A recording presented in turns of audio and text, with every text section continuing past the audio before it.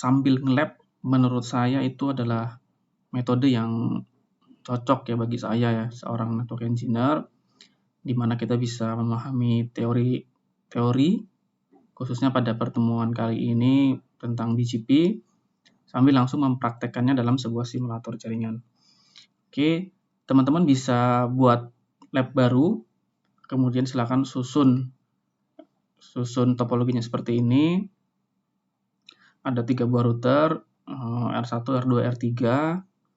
Nanti kita akan coba buat belajar konsep tentang BGP dari ketiga router ini. Setelah selesai semua, silakan teman-teman buka konsolnya ya. Kalau saya konsolnya lebih suka pakai ini nih. Langsung console to all node. Oke, ini udah semua selesai ya.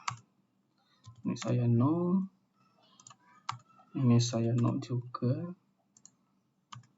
Ini saya no juga ya.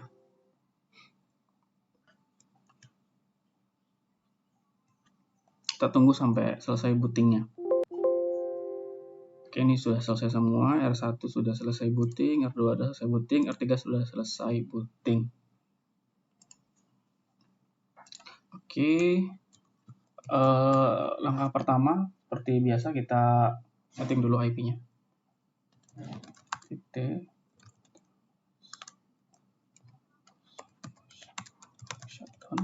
Untuk pengalamannya, kalau teman-teman mau ngikutin saya silahkan, kalau mau ngikutin sendiri juga nggak ada masalah sih.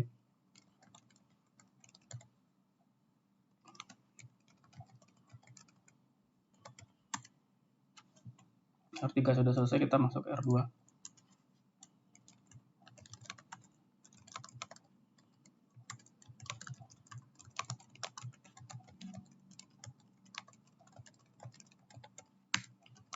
Kita tes dulu koneksinya. Biasakan sih tes dulu sih koneksinya ya. Oke, dari play, kemudian kita masuk ke 00.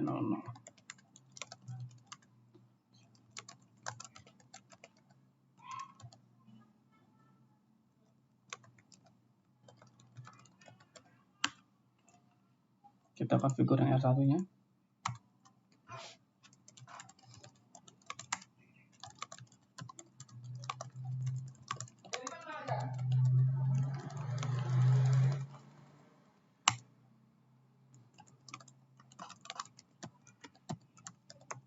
Kita tes koneksinya. Oke, udah selesai semua. Selanjutnya kita akan mengkonfigurasikan iBGP. Jadi di BGP itu ada 2 tipe ya. Ada tipe internal BGP, ada tipe eksternal BGP. Kalau koneksi dari gambar ini ya, gambar R1 ke R2, yang dia ASN-nya itu adalah 12 ke 12, artinya itu adalah koneksi BGP, internal BGP. Tapi kalau koneksinya berbeda AS, itu artinya eBGP. Jadi teman-teman jangan salah konsep ya, terkait internal BGP atau eksternal BGP. Untuk koneksi R1 ke R2, ini adalah internal BGP, jadi kita config sebagai internal BGP. Oke, router. Untuk komennya gini aja sih, simple sih. Control BGP 12 ini artinya ASN-nya. Kemudian kita ketikkan neighbor 10.10.12.2 yang ada di router 2 ya.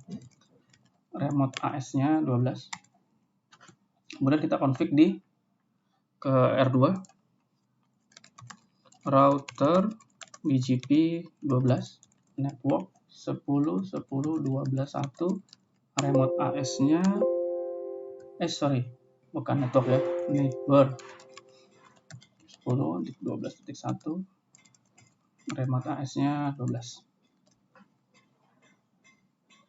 Verifikasinya seperti apa? Nah, di sini sebenarnya udah kelihatan nih. Neighbor 10.10.12 is up. Kalau komennya gimana? Kalau komennya show IP BGP sum. Nah, ini kan ada banyak nih ya. Ada neighbornya adalah 10.10.12.1. V ini artinya version. Kita menggunakan version 4 IPv4. AS adalah 12. Kemudian ini adalah message receive dan message send.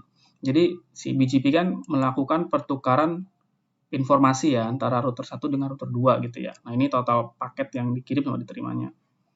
Ini adalah table version. Ini adalah input query sama output query. Artinya kalau 0 artinya tidak ada yang dalam antrian untuk dikirim kayak gitu. Kemudian ini adalah up atau down. Kalau state-nya 0 artinya dia up. Harus 0 ya, harus 0 atau ada angkanya. Selain dari itu berarti BGP adjacency-nya belum naik. Up atau down ini menunjukkan dia udah naik berapa lama sih gitu. Kalau 16 ini artinya ini sudah naik selama 16 detik gitu ya. Nah, ini sekarang kita sudah counter gitu. Jadi kita bisa dengan mudah atau gampang sebenarnya adjacency BGP ini udah hidup atau udah mati berapa lama sih gitu. Dengan komen soal BGP summary tersebut kayak gini. Oke. Nah, kemudian apakah ini udah bisa saling ngeping antara R1 dan R2? Ini belum bisa karena belum mengadvertise sesuatu. Mengadvertise sesuatu itu nanti kalau sudah ada yang diadvertise, misal router 1 akan mengadvertise IP loopback-nya 1111 ke R2 gitu ya. Nah, nanti tabel prefix-nya ini akan berubah menjadi 1. Kayak gitu ya, teman-teman ya. Oke, untuk next-nya kita akan mengadvertise something ke dalam BGP. Sebelum mengadvertise something, kita juga harus harus IP-nya harus ada dulu gitu ya. Nah, untuk case kali ini kita akan menggunakan interface loopback saja gitu, biar lebih gampang. Ini interface loopback-nya karena R1, saya akan kasih 111/32. Oke, coba kita lihat ininya ya. Show run section BGP configuration setting seperti ini. Untuk mengadvertise network dari router 1 itu komennya adalah network 111 kemudian mask, ini kita tulis sendiri masknya 255 ya. Sekarang config BGP kita akan menjadi seperti ini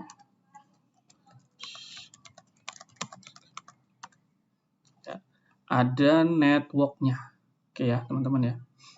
Sekarang kita cek kalau di soal BGP summary, nah router 2 sudah menerima advertise prefix 111 dari R1. Ini dibuktikan bahwa prefix receive 1, artinya R2 ini kan R2 ya. R2 ini menerima 1 prefix. Nah, kalau kita mau gampang, ini prefixnya apa sih gitu yang diterima sama R2 gitu, dan diterima dari mana gitu kan. Kalau dari mana sudah jelas ya, ini ada ininya sih, ada neighbor-nya gitu. Ini kita bisa melakukan pengecekannya gini, show IP BGP. Nah, sudah ada kan? Ternyata R2 itu menerima routing 111/32 dengan nest hop-nya 10.10.12.1, metricnya 0, local preference 100, wake-nya 0, path-nya I atau origin ya kalau di sini ya. Nah, sekarang bagaimana kalau posisi di R1? Apakah di R1 punya prefix? Jawabannya adalah tidak. Artinya R1 itu belum menerima routing dari mana-mana. Kita nanti, ya sekarang kita coba tambahkan advertise IP dari R2. Ya, nanti kita lihat apakah R1 juga menerima dengan sama ininya ya, dengan sama step-nya atau segala macam. Pertama kita bikin interface loopback dulu.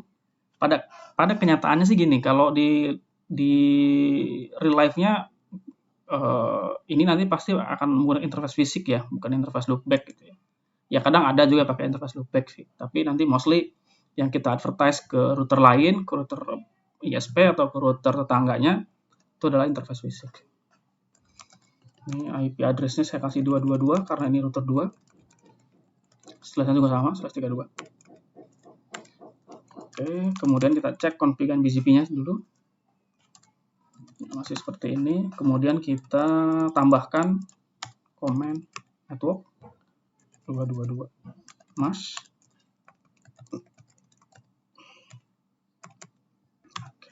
Oke ya, siap ya. Kita coba cek apakah R1 sudah menerima advertise IP 222 dari R2. Sudah ada. Apakah benar IP-nya 222? Kita bisa cek menggunakan show IP BGP. Benar ternyata teman-teman ya. Ini ada 222. Kalau kita mau cek connectivity-nya gimana? Ya, kita ping aja 222 source 111. Nah, ini sudah replay. Artinya koneksi eBGP itu udah selesai. Oke, sekarang kita bahas. Ini artinya apa nih? Arti bintang, kemudian arti tanda siku, ini ada arti I, ada arti network, next hop gitu ya. Jadi saya jelasin ya. Kalau tanda bintang ini, di sini sudah ada tulisannya. Di sini adalah valid. Artinya network ini valid dan network ini valid. Nah, ini ada kan, ini bintang, valid, kemudian ada tanda siku ini. Ini artinya base. Artinya gini, ini adalah valid dan base path-nya lewat sini. Karena nanti pada kenyataannya prefix network itu akan banyak, tapi nanti yang akan dipilih kan cuma beberapa aja, entah 1 atau 2 gitu. Maka penting juga nih kalau teman-teman harus mengetahui nih tanda siku ini artinya base. Kalau tanda bintang artinya valid. Bahwa routing ada sesuatu yang unik dan yang saya suka di BGP ini ya, adalah kita tidak bisa sembarangan mengadvertise IP. Kalau kita sembarangan mengadvertise IP, tapi IP tersebut tidak reachable atau tidak ada di router tersebut, itu tidak akan teradvertise sama sekali gitu ya. Contohnya gini. Kita akan coba mengadvertise network yang tidak ada di router R2 atau tidak reachable dari router R2.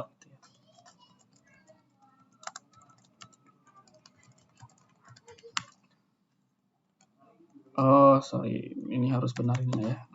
Oke. Nah, ini kan di advertise 2 IP kan. 2222 dan 22.22.22. Apakah R2 akan mengadvertise ke R1? Jawabannya tidak. Yang akan dia terima adalah prefix yang benar ada. Artinya BGP ini punya intelijensi, dia tidak akan mengadvertise network yang tidak reachable dari router dia sendiri. Kayak apa teman-teman ya? Balik lagi, buat ngeceknya gini ya, ini BGP. Ini I yang diartikan di sini adalah menunjukkan eBGP. Artinya kalau ada tanda bintang, tanda siku ini adalah valid, base berasal dari eBGP, networknya 222, kemudian next hop-nya adalah 10.10.10.12.2, kemudian metriknya 0, local preference-nya 100, wake-nya 0, path-nya ini adalah I artinya origin. Nanti kita akan bahas banyak apa sih artinya metrik, local preference gitu sama wake. Nah, kenapa wake antara ini dan ini itu antara 1111 dan 222 ini berbeda. Defaultnya untuk IP yang ada di dirinya sendiri, ini kan IP 111 kan ada dari ini kan, next hop-nya kan 000, artinya ini IP-nya itu ada di router R1, nah itu nanti defaultnya 32768. Tapi kalau yang berasal dari luar, ini kan dapat dari luar nih, ini kan dapat dari R2 ya, 10.10.12.2 kan ini dari R2 gitu ya. Default metriknya 0, local preference defaultnya 100, wake-nya defaultnya 0.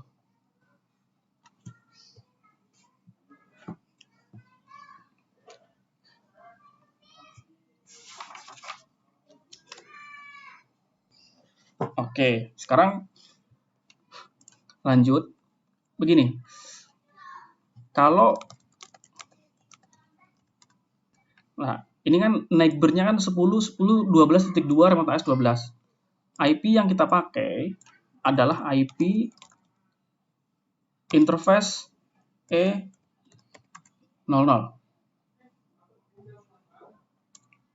Ya kan ya, IP interface 000.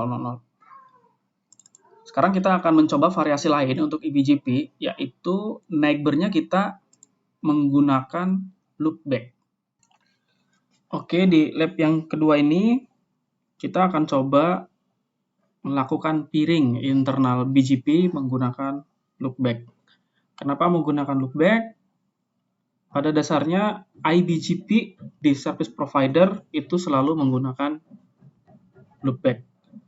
Loopback-nya nanti akan kita advertise via IGP. IGP itu yang interior gateway protokolnya ya. Bisa OSPF, bisa EGRP, bahkan static route pun bisa. Tapi most common-nya adalah kita pakai IGP-nya OSPF, kemudian BGP neighboring-nya pakai loopback yang di-advertise oleh OSPF. Untuk lebih lanjutnya kita langsung lab aja ya. Melanjutkan topologi yang sebelumnya, kita akan hapus dulu ininya konfigurasi existing-nya di masing-masing router.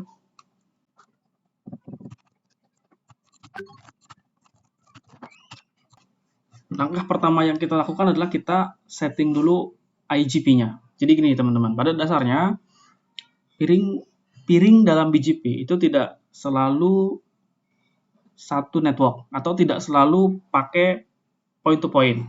Bisa juga tidak menggunakan point to point tapi IP yang lain.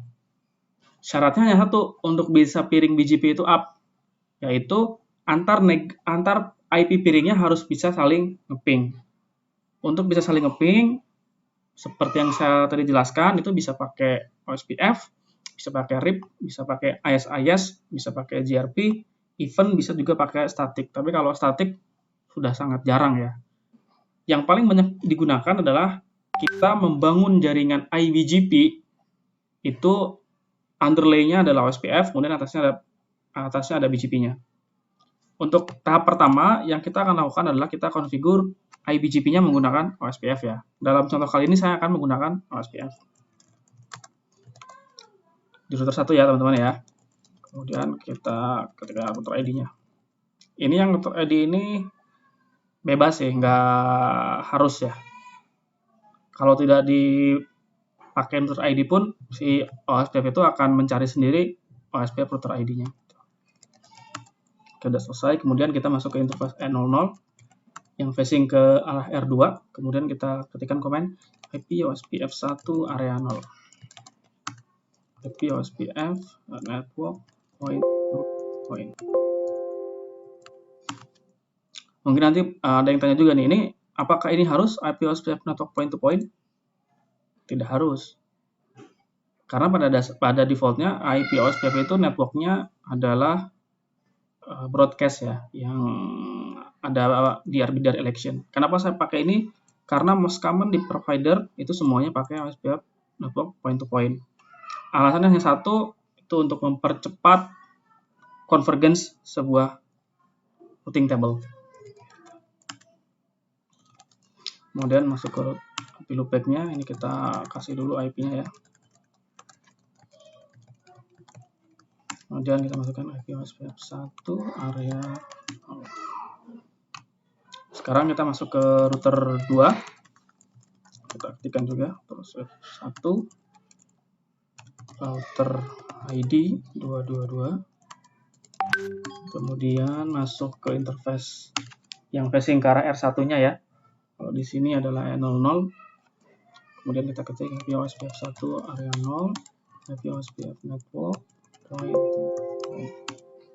Mungkin dari teman-teman nggak terbiasa ya konfigur OSPF di interface ya. Ya ada dua cara sih. Kita bisa config di interface-nya atau juga kita bisa config network-nya ini di bawah router OSPF. Tapi saya lebih suka di under interface karena kita tidak usah menuliskan ulang ininya, IP-nya gitu. Kita konfigur IP loopback-nya.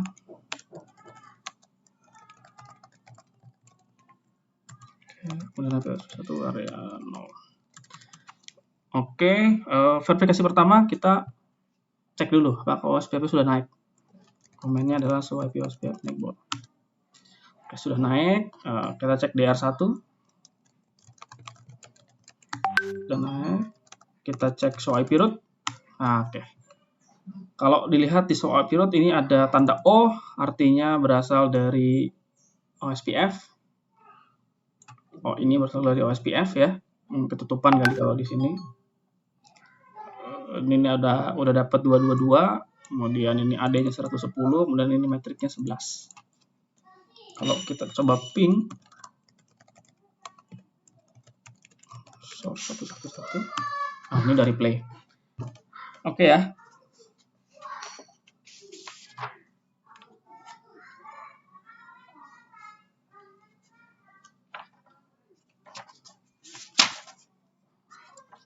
Nah, oke, sekarang kita masukin ke konfigurasi BGP-nya. Router BGP 12, kemudian neighbor. Neighbor-nya bukan ke IP point-to-point yang 10.10.12.2, tapi ke neighbor loopback-nya si R2. Remote address-nya 12. Balik lagi ke sini, ke router 2. Neighbor, nah ini juga sama. Neighbor-nya bukan ke 10.10.12.1, tapi neighbor-nya ke IP loopback-nya R1.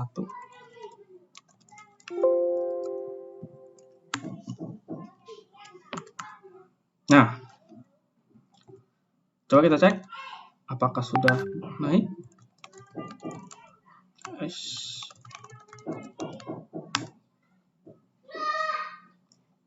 Nah, teman-teman ya, kenapa belum naik? Nah, ini ada satu teori lagi nih yang harus teman-teman harus dihafalkan ya. Jadi, kalau dengan konfigurasi default, ini kan konfigurasi default ya. Dia ketika peering neighboring dengan tetangganya, itu akan menggunakan source-nya adalah source exit interface-nya. Jadi, kalau neighboring 111, jadi seolah-olah dia itu mau neighboring ke 111, tapi IP source-nya adalah IP exit interface-nya, yaitu 10.10.12.1. Nah, ini nggak akan running karena di sisi router satunya juga sama. Nah, ini nggak bisa juga. Gitu. Nah, salah satu caranya adalah seperti ini. Dan ini juga adalah yang common sekali diterapkan di service provider dan di kenyataannya. Neighbor 111 update source loopback 1. Artinya apa? Kalau kita seperti ini memberitahukan ke si BGP, oh aku source-nya itu bukan source exit interface, tapi source-nya adalah exit interface-nya loopback 1 saya gitu. Di sini juga sama.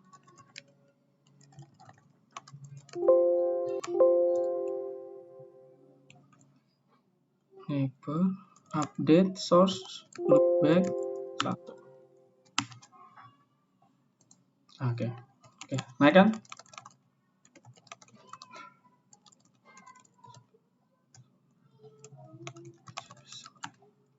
Nah, ini udah naik kan? Ini sudah naik, state-nya adalah 0 karena kita belum melakukan advertisement apa-apa, tapi pada yang mau saya tekankan terkait variasi eBGP yang menggunakan Internal Gateway Routing Protocol IGP ya.